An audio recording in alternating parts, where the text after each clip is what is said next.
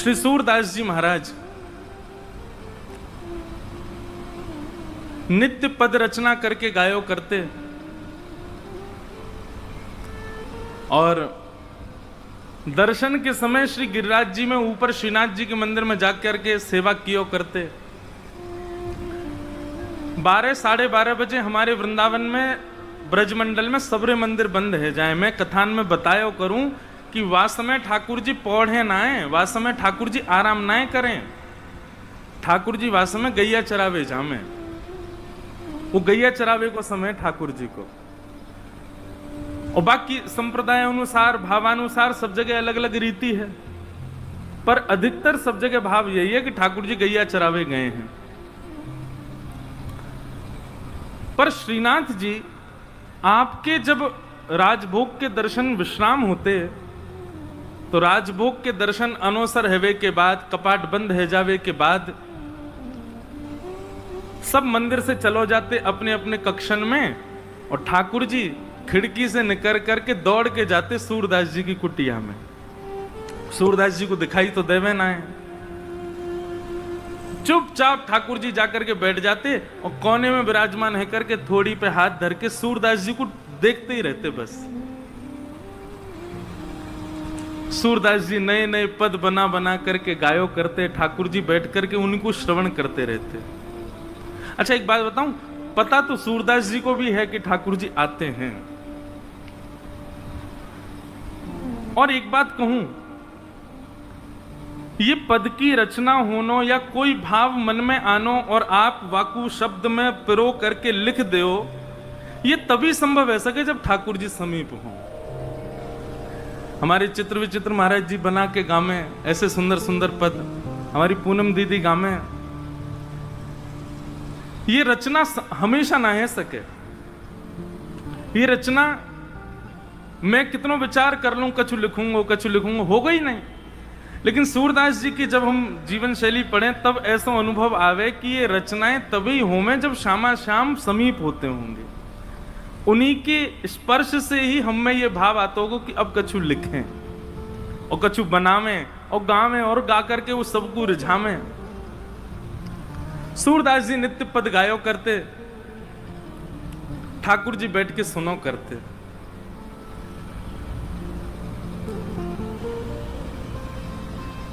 बड़े सुंदर सुंदर पद हैं। एक सूरदास जी का इतना सुंदर पद है,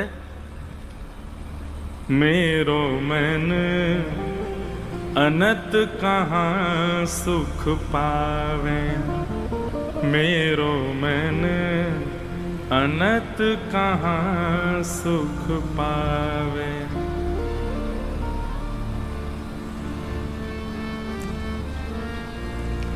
जैसे पंछी उड़ जहाज ते, जैसे पंछी उड़ जहाज ते, पुनी जहाज पे आवे,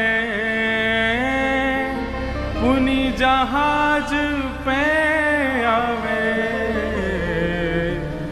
मेरो मन अनत कहाँ सुख पावे, मेरो मन अनत कहाँ सुख पावे।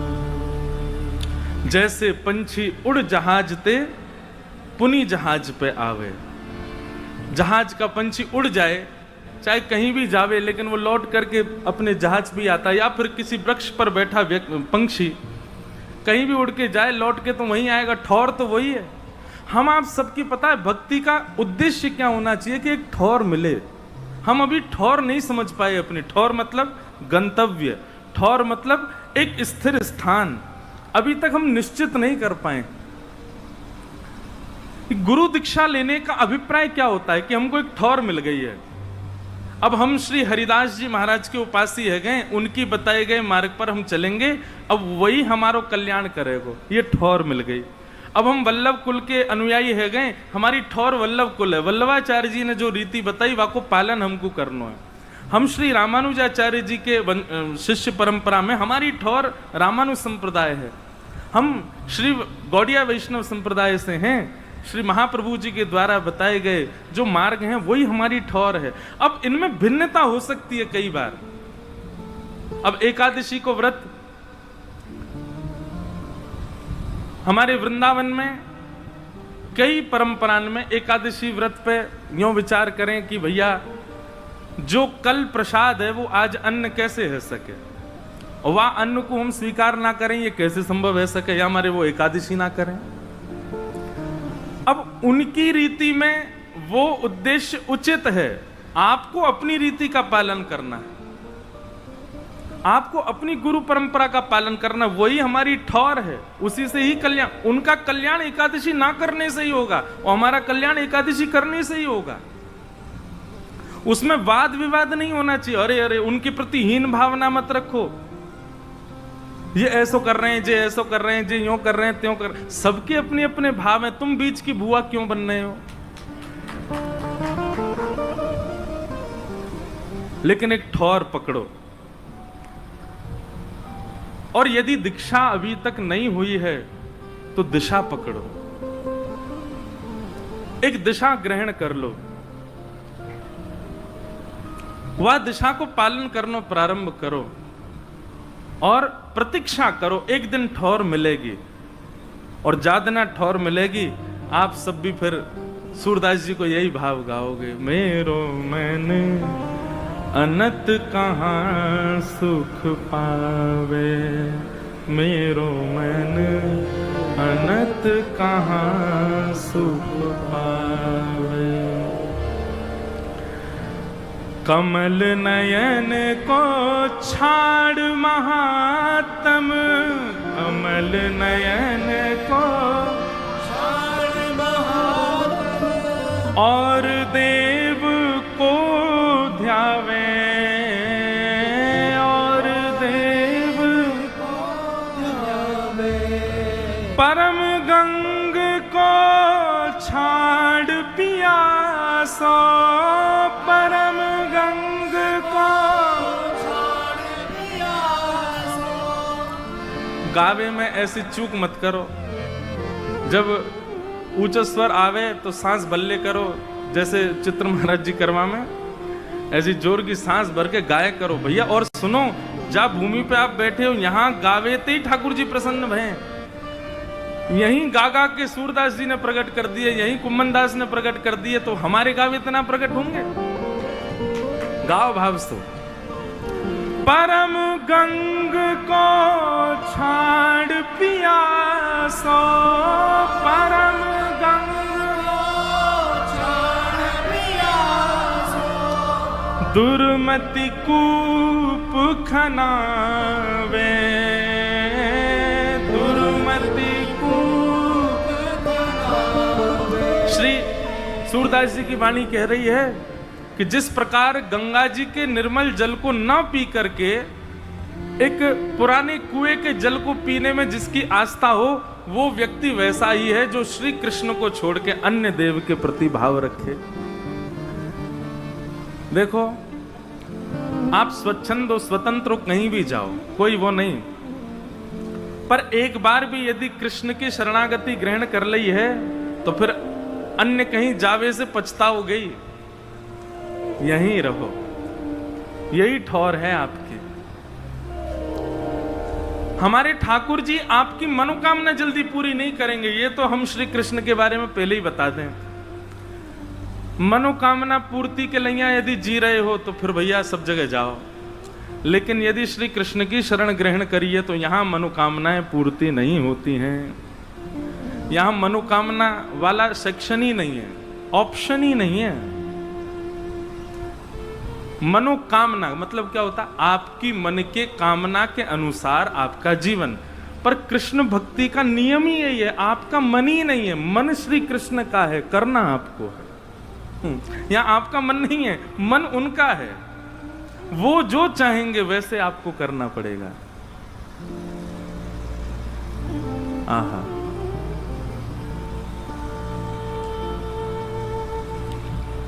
सूरदास प्रभु काम धैनु तजी, सूरदास प्रभु काम धैनु तजी। छेरी कौन दुहावे, छेरी कौन दुहावे। कामधेनु गैया को छोड़ के अन्य जीवन को दूध कौन काढ़े भैया? जब कामधेनु गैया है तो फिर वही को दूध काढ़ो ना। मेरो मन अनंत कहाँ सुख पावे, मेरो मन अनंत कहाँ सुख पावे। सूरदास जी की कुटिया में नेत्र नहीं है सूरदास जी के, और सूरदास जी बैठे बैठे गा रहे हैं, और वहीं कोने में बैठ करके श्याम सुंदर थोड़ी से हाथ लगाए, नेत्रन से नीर गिर रहे हैं और श्री सूरदास जी को श्रवण कर रहे हैं। श्री गिरिराज जी में ऊपर श्रीनाथ जी के मंदिर में जैसे ही 4:30-5 आज के समय के अनुसार जैसे ही घंटे घड़ियाल बजते, मंदिर खुलवे को समय आता, ठाकुर जी अपनी पीताम्बरी को कस करके महाराज दौड़ के जाते गिरिराज जी पे, और गिरिराज जी में जाकर के खिड़की से भीतर जाके सोई ठाकुर जी खड़े रह जाते।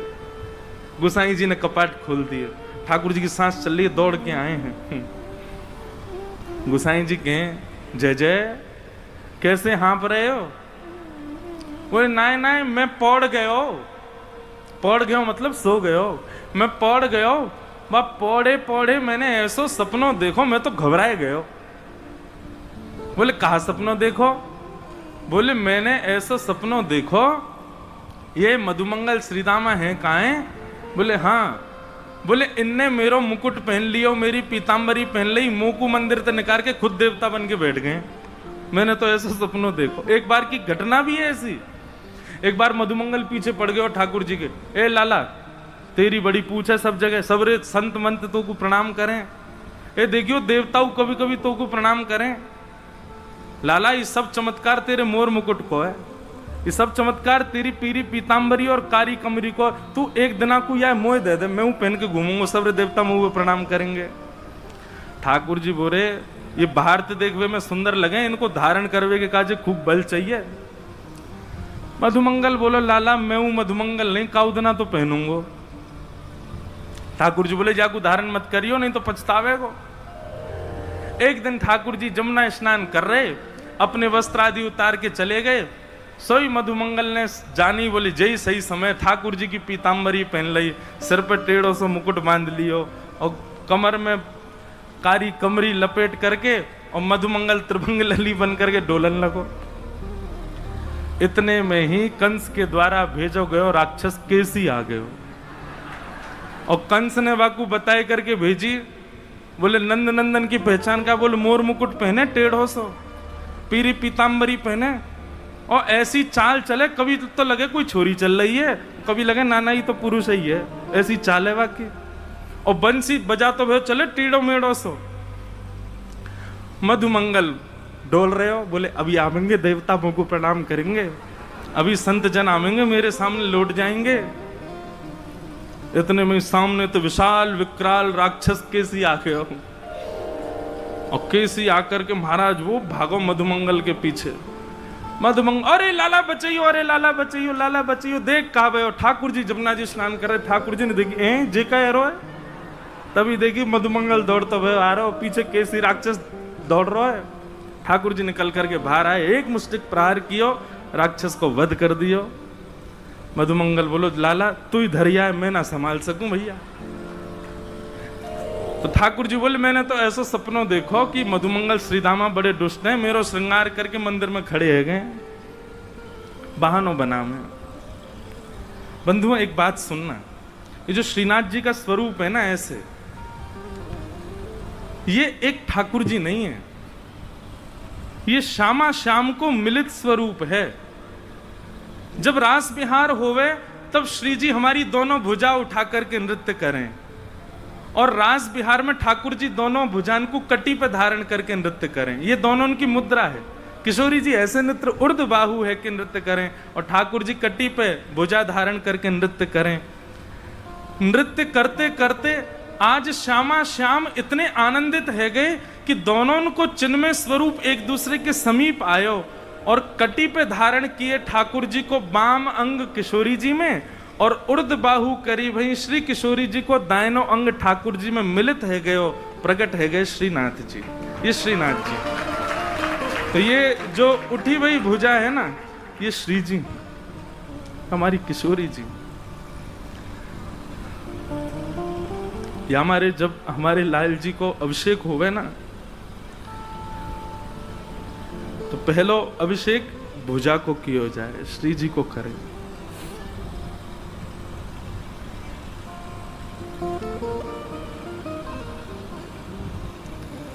अद्भुत, यही मारे तो उनको नाम श्रीनाथ, श्री यानी राधा, और राधा के जो नाथ वो श्रीनाथ।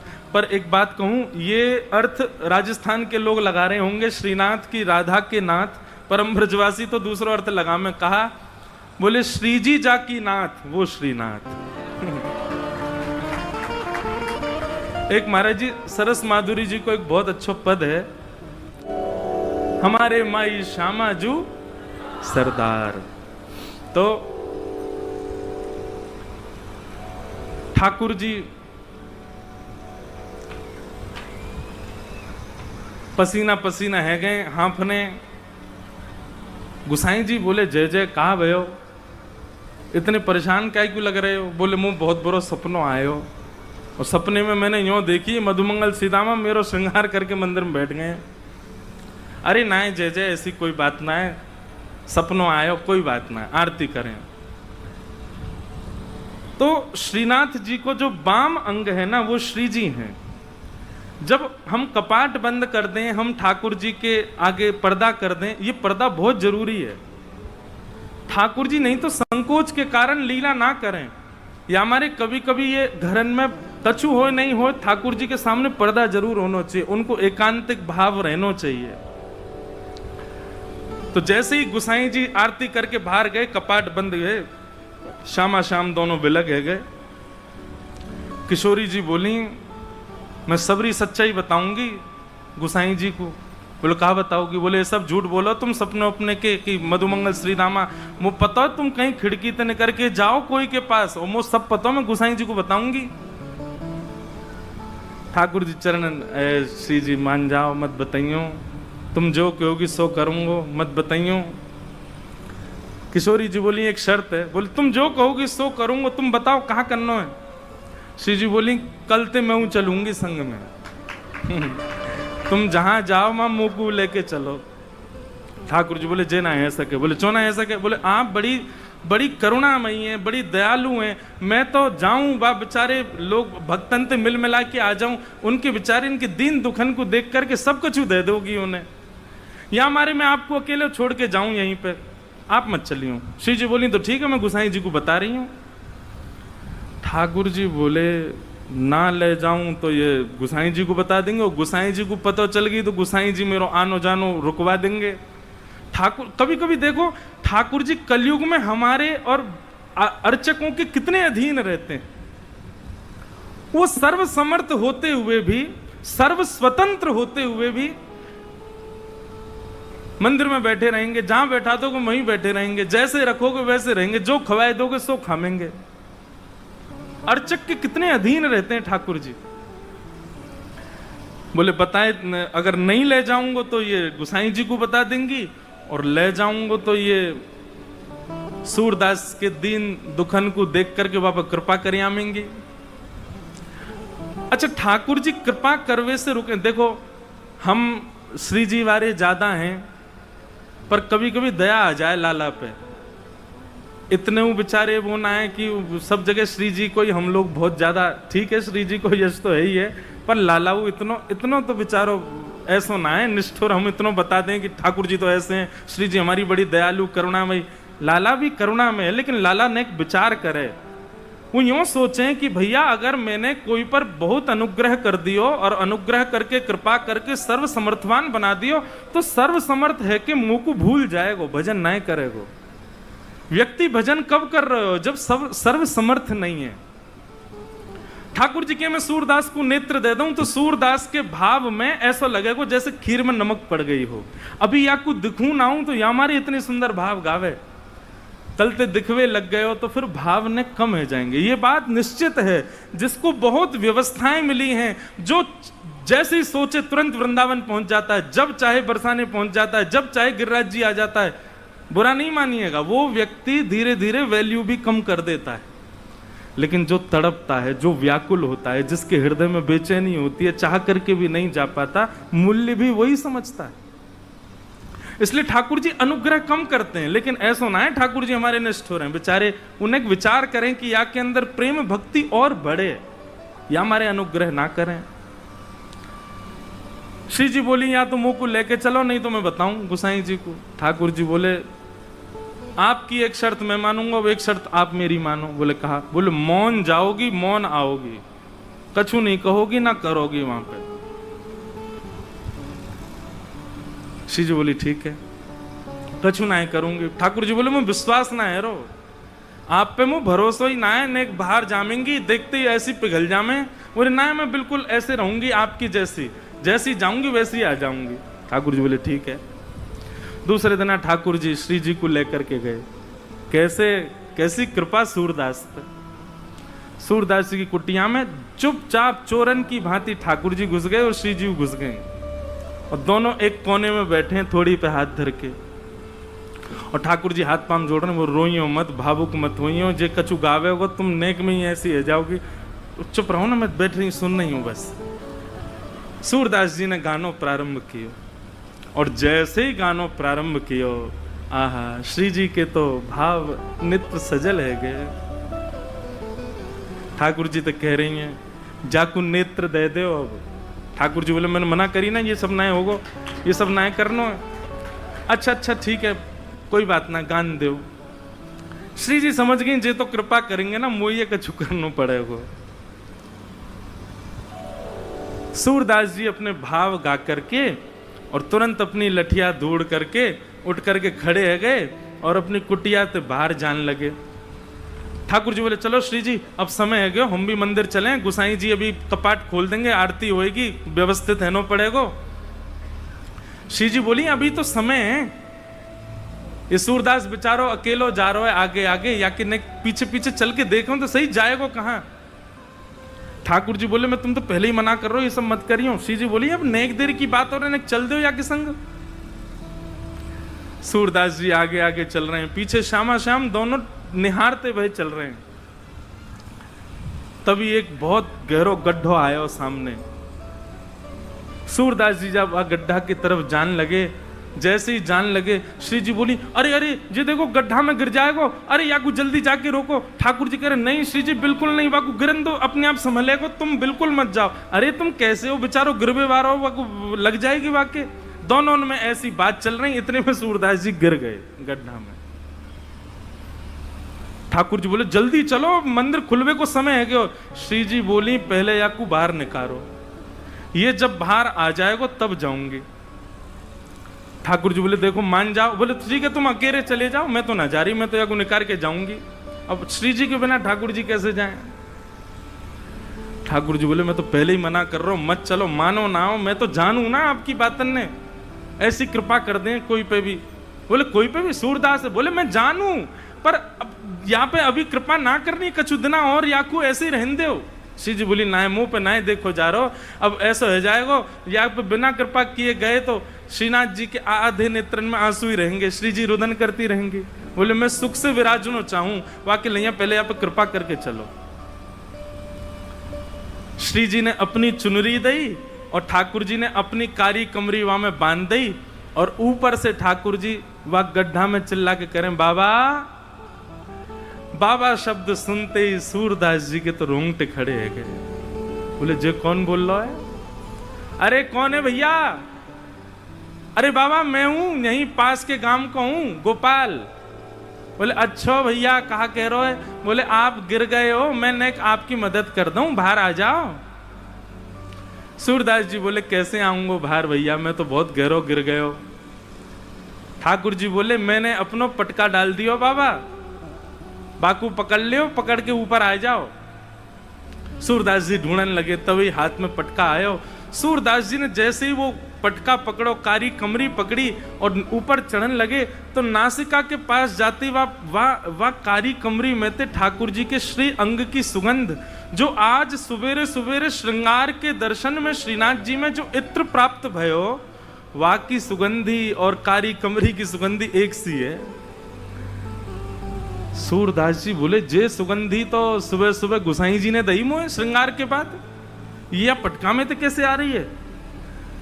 सूरदास जी के मन में संशय नहीं आया कि कोई और होगा, तुरंत विश्वास प्रकट हो गया, श्याम सुंदर ही है। और मानो कमर कसले ही हो, बोले आज सूरदास छोड़ना ना है इनको, बड़ी मुश्किल से आए हैं, आज तो पकड़ना है।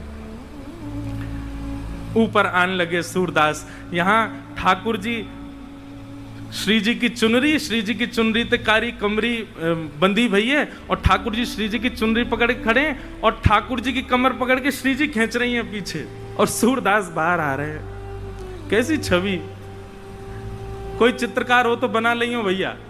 सूरदास ऊपर चढ़ रहा है, कारी कमरी पकड़ रखी है और गुलाबी चुनरी ठाकुर जी ने पकड़ रखी है, खींच रहे हैं, और ठाकुर जी को श्री जी खींच रही हैं। कैसी कृपा सूरदास पर। सूरदास जी जैसे जैसे बाहर आ रहे हैं, नेत्रन में आंसू आ रहे हैं, लेकिन पी रहे हैं। बोले आज भावुक ना होनो, आज तो चतुराई दिखानी है। और जैसे ही महाराज सूरदास जी निकल के बाहर आए, जानबूझ के सूरदास जी ने ऐसा नाटक किया कि मानो गिर गए हों, और जोड़ते आगे की तरफ गिरवे को भय। ठाकुर जी तो पीछे हट गए, श्री जी वहीं रह गई, तो श्री जी के चरणन में जाके गिरे, सोई चरण पकड़ लिए सूरदास जी ने। अब सूरदास जी के हाथ में जैसे ही श्री जी के चरण आए, ठाकुर जी ने श्री जी को हाथ पकड़ो, जोड़ते बोले पीछे हटो। अब पीछे श्री जी हटी तो श्री जी के पामन को नूपुर सूरदास जी के हाथ में रह गए। सूरदास जी ने चुपचाप छुपाए के यहीं धल लियो। ठाकुर जी बोले श्री जी जल्दी चलो, मंदिर खुले बारो, गुसाई जी अभी मंदिर खोल देंगे। श्री जी चलन लगी तो बोली जय जय, मेरे एक नूपुर की ध्वनि ना आ रही, कहीं गिर को दिख है। ठाकुर जी बोले दूसरा दिलवाए दूंगो, अब चलो जल्दी। श्री जी बोली ना, मुंह को तो वही चाहिए। ठाकुर जी बोले यही मारे ना लेके आ रहा हूं आपको। अब कहां गिर गए हो? वो पीछे मुड़ के देखिए तो सूरदास जी वह नूपुर को ऐसे कान से लगाए करके वह की ध्वनि सुन रहे हैं, देख तो सके ना है, वह की कोमलता को अनुभव कर रहे हैं। श्री जी बोली देख वह बाबा के पास में, जय जय वहीं चलो। ठाकुर जी बोले अब यहीं पर रहने दो, मैं दूसरी दिलाए दूंगा तुम्हें, अब चलो जल्दी, मंदिर में खुल जाएगा नहीं तो। बोले ना मुंह को तो यही चाहिए। बाबा, हाँ रे भैया कौन है? बोले मैं ही हूं गोपाल, अब ही जाने आपको बाहर निकालो। अच्छा भैया कहे कहा बात है? बोल बाबा मेरे संग मेरी सखी आई, बाको नूपुर गिर गयो, आपने दल लियो अपने पास, बाकू दे दो। सूरदास जी बोले जे नूपुर? बोले हम बे। बोले जे तो वाको है जो मेरे मुंह को निकारवे आयो का। बोले बाबा मैं वही तो हूं। बोले मोहे का पता भैया तू वही है, मुंह दिखाई तो देवे ना है। अरे बाबा मान जा जे हमारो ही नूपुर है। बोले अच्छा तेरी सखी के पास एक नूपुर होगा, एक नूपुर तो मेरे पास है। सखी ने आगे आए करके अपने दूसरे पाम के नूपुर की पहचान मुंह को कराए दे, मैं छू करके देख लूंगा कि हाँ जो वही नूपुर है तो दूसरे पाम में पहनाए दूंगा, और नहीं तो भैया मैंने कहीं तोय दे दियो और असली या को हकदार आयो और बाने आके मुंह से कही तो मैं तो बड़ी विडंबना में फंस जाऊंगा, मुझे तो पता ना है असली कौन है। ठाकुर जी बोले श्री जी जे बहुत चतुराई कर रहा है, या को पता चल गई है कि आप ही श्री जी हो और जे दूसरा पाम पकड़ लेगो आपको। श्री जी बोली पकड़े तो पकड़न दो, लेकिन आज ये नूपुर लेके ही जाऊंगी। वो नूपुर के प्रति आसक्ति थोड़ी हमारी श्यामा जी की, उनकी तो जब से दृष्टि में आ गए सूरदास जी तब से बस यही चिंता है श्री जी को कि आप कृपा कैसे करूं मैं। श्री जी आगे बढ़ने लगी, ठाकुर जी पाम पूछो, तुम्हारे पाम पूछो या के पास मत जाओ पकड़ लेगो। श्री जी चलती जा रही हैं, ले बाबा दूसरे पाम के नूपुर की पहचान कर ले। सूरदास जी ने दूसरे पाम को स्पर्श किया, बांधी वही नूपुर हाथ से छुई, नेत्रन से आंसू बहन रहे हैं। लाली अपनो पहलो पाम आगे कर दे मैं पहना दूं। श्री जी ने पाम आगे कियो, सूरदास जी जैसे ही नूपुर बांधन लगे, नूपुर बांधते ही सूरदास जी ने तो ऐसे अंक में श्री जी के दोनों चरण पकड़ लिए, बोले अब ना जान दूंगा, अब तो कृपा करो मुंह पे, कृपा करो तभी जान दूंगा। यहाँ ठाकुर जी खींच रहे हैं श्री जी को, लेकिन श्री जी कस के पकड़ लें सूरदास जी ने। अरे बाबा छोड़ दे, बोले आज ना छोड़ूंगा, बड़े दनान में हाथ आए हो।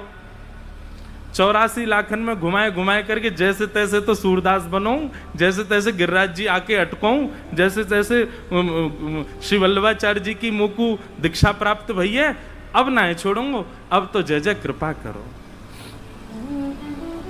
बोले कहाँ कृपा करें? बोले मैंने जीवन में आपसे कछु नहीं मांगो, लेकिन आज मांग रहा हूं। ये दो चक्षु, इनकी कभी मुझको अभाव को अनुभव ना भयो कि आपने मुझको क्यों ना दिए, बहुत कृपा ठाकुर जी जो आपने ना दिए, लेकिन आज पहली बार ऐसा लग रहा है काश मुंह पे नेत्र होते तो मैं दोनों युगल के दर्शन कर ले। तो सूरदास जी ने तो कही है, श्री जी ने तो इतने अपने हाथ धर दिए, बोले बाबा आंख खोल लो। ठाकुर जी कह रहे हैं कि मुझे पूछ तो ले करो, किशोरी जी कह रही है पूछे वारो काम ना है, सब होन दो, बाबा आंख खोलो। सूरदास जी ने अपने जीवन में पहले बार कमल जैसे, बिल्कुल ठाकुर जी जैसे नेत्र प्रदान कर दिए सूरदास जी को। जैसे ही नेत्र खोल करके देखो, आहा नव दुल्हे ब्रजराज सांवरो, दुल्हन राधा गोरी, बसो मोरे नैनन में यह जोरी, बसो मोरे नैनन में यह जोरी। यही गिरिराज जी की तलहटी में दोनों युगल खड़े हैं, एक दूसरे के गले में गलवैयां डाले और सूरदास जी दर्शन कर रहे हैं। सूरदास जी पे बड़ो अनुग्रह किया ठाकुर जी ने, और अनुग्रह करवे के बाद दोनों उनके खूब रज रज के दर्शन किए। सूरदास जी दोनों जैसी जान लगे, सूरदास जी बोले जय जय अब एक कृपा करो।